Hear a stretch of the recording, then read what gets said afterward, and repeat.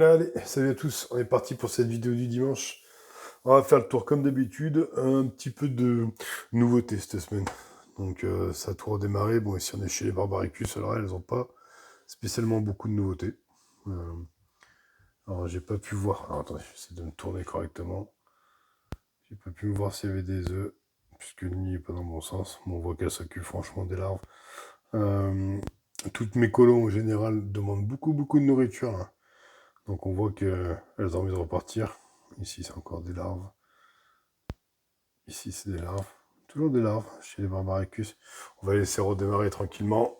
Mais en tout cas, elles sont bien plus actives, ça se voit. Il y a eu quelques décès, un ou deux décès. Je crois que c'est les premiers. Ou les deux. Enfin, hors noyade, je crois que c'est les premiers dans cette colo. Enfin, dans cette fondation, parce qu'elles sont pas très nombreuses. Mais voilà, là, je les ai nourris juste avant de lancer la vidéo. Donc, on va avoir droit aux petites trophéaxies qui vont bien. En tout cas, tout va bien chez elle.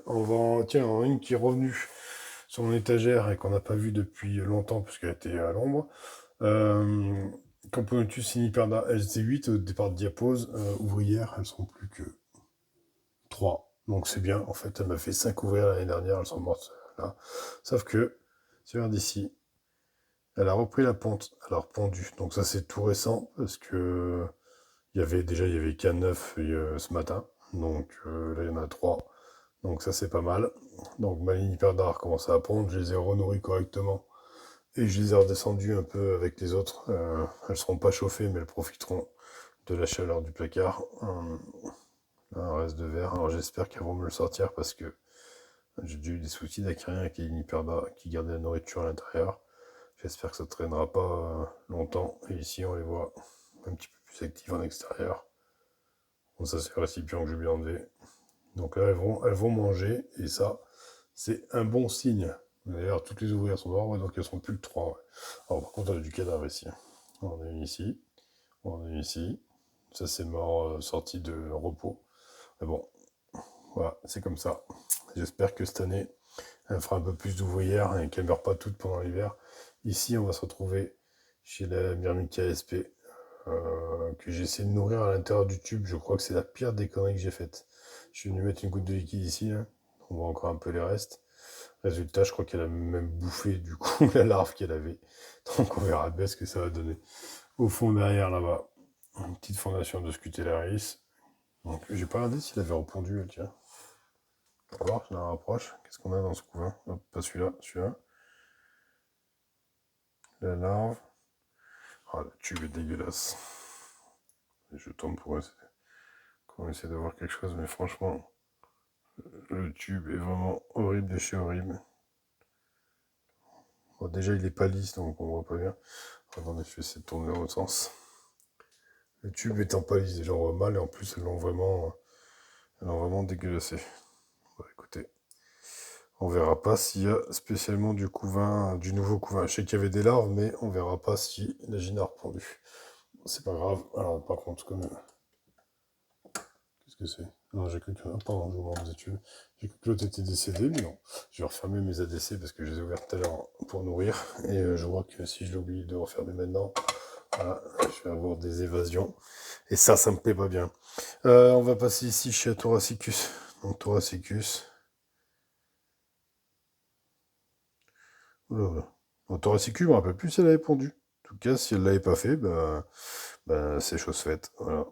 On a une belle grappe d'œufs, des belles larves, des ouvrières bien nourries.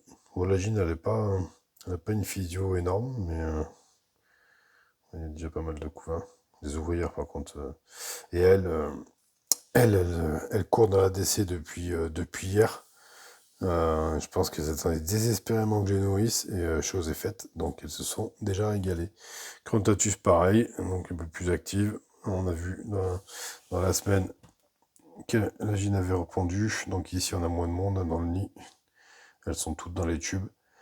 D'ailleurs je me demande si je vais pas mieux tout mettre un deuxième module de tubes. J'ai l'impression qu'elles y vivent mieux. À part la gine qui réside ici, j'ai l'impression qu'elles vivent mieux dans les tubes. Ou alors les tubes sont beaucoup plus chauds. Donc là on a le couvain qui évolue vitesse grand V. Donc voilà, ici on a toujours ces deux larves qui sont mises à part du reste et qui sont toujours nourries. Donc vu la taille, j'imagine des gros majors. Donc ça, c'est cool. Parce que quand on voit ici les larves à côté, voilà quoi. C'est, la différence est énorme. La grappe d'œuf, elle est passée où? Aucune idée. Peut-être là. Je crois que je viens de la voir passer. Attends, je vais tourner. Là, ici. Ouais, peut-être grossi même la grappe d'œuf. Ouais, une belle grappe d'œuf. Donc c'est bien reparti. On passe à côté chez les Sanctus. Pourquoi tu fais pas là? Ouais, merci. Sanctus ici, qu'est-ce qu'on a? J'arrive pas à voir. Parce que si la lumière on voit mieux. On a le reflet, mais.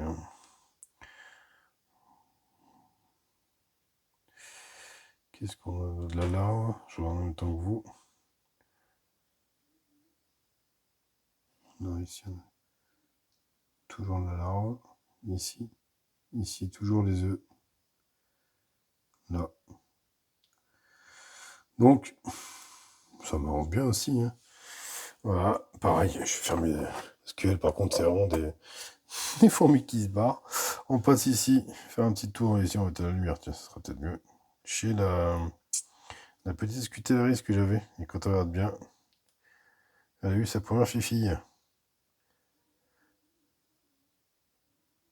Et on voit qu'il y en a une autre qui est pas loin d'arriver. Ah, et là, au milieu, si je me trompe, 2 petits œufs. Donc du coup, tout va bien. Ouais, je nourris en tube.